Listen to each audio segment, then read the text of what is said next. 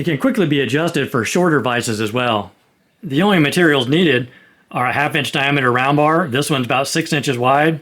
And this thin-walled 3/4 inch square tubing. It's about 1 3/4 inches long. It just happened to fit perfectly over these clamps, so I don't think you actually need a cross bolt to hold it in. For clamping and working on delicate items, I just use this piece of heater hose. When mounted, this upper bar is perpendicular to the vise, while this is close to the table. So when you're moving past it and you're working, you're not constantly catching this on your belt.